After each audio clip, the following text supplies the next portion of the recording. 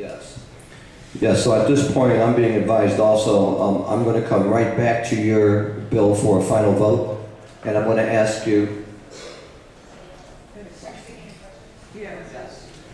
Yes, Senator Guerra with a question? Well, yeah, and we'll hear from an opponent. Senator Guerra ask a question, and then we'll have our captain back with us. If you will, please, you can join us. Senator Guerra. I am opposed to this, and I've always been opposed to it, but I do understand why everybody is not opposed to it. I do see the benefit and understand the medical benefits.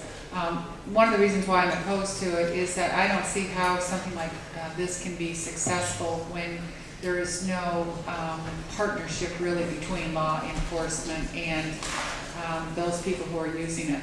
But one of the concerns I have right now, other than the concerns I have with the bill in general, is that we talk about tightening it up as if out of the sky we're going to be able to do this. I think this bill is very loosely written, and the number of plants and the caregiver and all of that should have been tightened up. If nothing else, maybe even a pilot program just to see where we could go with it. And maybe then the law enforcement would be on board.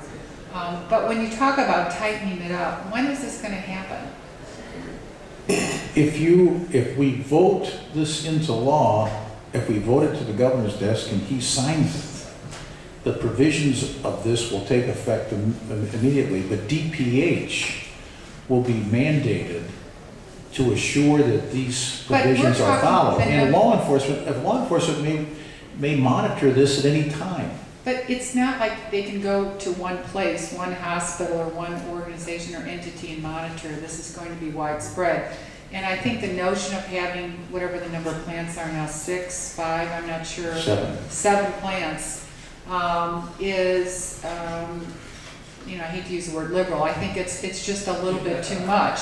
And I wish that if this does get out of the Senate, that we, whoever the House sponsor is that it really can be tightened up. Well, and that's my comment. I don't think you can say it, you know, to read into the record. I think as the bill passes, that will be how it gets to the governor's desk, unless it's amended in the Senate, in the House, if there's agreement to tighten it up. It seems as if those who are supportive of it keep talking about tightening it up. I'd like to see that happen. Senator, there are provisions for sanctions if someone steps out of this. We have attempted to delineate the diseases because of the concern that it's like California or some other place. No, the tightening up, I understand that. I know the bill. It's the number of plants. And that's going to further be addressed. We're going to leave that. That's based on a speculation as to a 90-day supply. If it's too much, I don't know what it is. I don't use the stuff. But if the commission decides that's way too much, we don't need that. Okay. By all means, make it less. Make it 1. I couldn't grow it. Nothing I plant grows. So I'd have to get it from somebody else. What's that? And please, any questions for Senator Lawson? I'm sorry, Senator Lawson. I had promised Senator Hunter. You see, Senator Lawson, please. Well, thank you, Mr. Chairman. Thank you, Senator Hunter. Just one question. Is there a doctor or physician who could address that question about the substitute, maybe in the audience, among any of the people who filled out witness slips? For the record, all I can do is reflect on historical knowledge, and that is in the past we have had them when I was the chairman of the House, and that's when they brought up the inhaler, they brought up the different types. They weren't, and I'll try to be as clear as I can. We will find somebody. Well, just the fact that they weren't they're more concerned about patient safety, but they do understand that it would help out a lot by the inhaler that will be there. However, there has been some patient backlash as to the effectiveness of that inhaler, so therefore having to take more of it and causing other issues and not feeling the relief that they were looking for. But yes, they're on that track, and I think we're pioneers in that. But that was some of the testimony that should be transcribed in the House.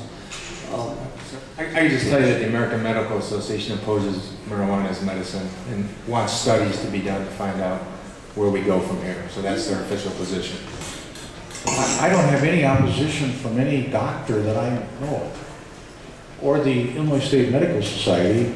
See, the problem, The nurses are for right, it. and the human nature of it is if those other medications worked, there would be thousands of people using it because they don't want to hurt. It's not a hard, it's a common sense kind of thing. Bet you this gentleman right here, as a representative of thousands of people, would have used that other if it worked.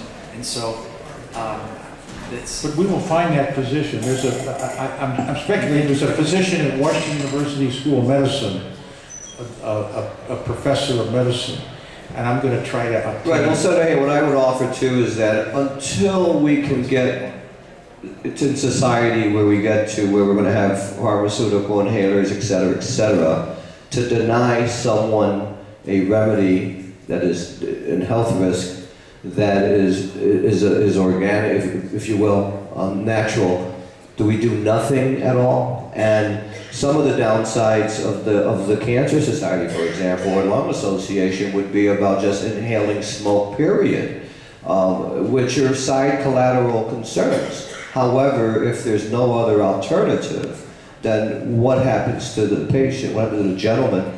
Would he, God forbid, would you be here today? I knew a lady named Jane Anderson who had stage 4 cancer, and we created a resolution in her name, and she's now passed already.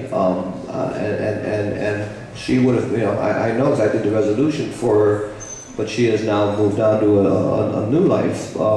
However, I know she advocated it, although didn't have access. So I just suggest that there's a fine line as to if they find a remedy in something as an American citizen and have some kind of consultant with a doctor, family, friends, their ministry, or whatever choices they make, that if they did nothing, where would we be then, Captain, is what my concern is.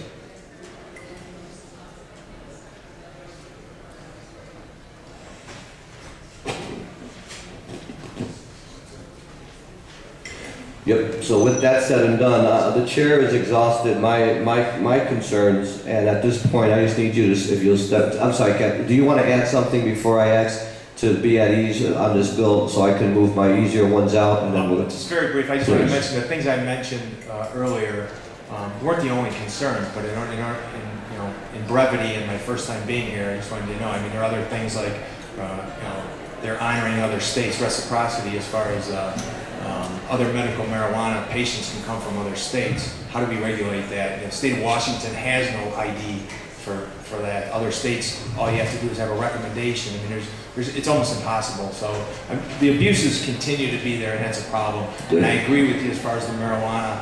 If there's a way that we can figure out what in it works to help people that have problems like that, I think that's where we need to strive. To just take a mind-altering drug and put it out there, I think is a big mistake. But yeah, and your concerns are very legitimate. I mean, I don't want you to walk out of here thinking you're an officer. That's what you've done all your life, and is it a single issue thing? No, you raise valid scientific and criminology concerns and safety concerns. I can tell you, in the last 24 hours, we've taken out 200 pounds of medical marijuana and $1 million in cash on 2 different traffic stops. And that's what we're talking about, the big business part of this. We want to help those people. And I hear you. I just want us to have a better net as to not constantly having to kneel to our criminal elements and throw the baby out of the bathwater, if you will. Why do I have to keep giving in to those individuals when I should be helping social justice? And every time I have something stand over because they're bad, well, let's eliminate them.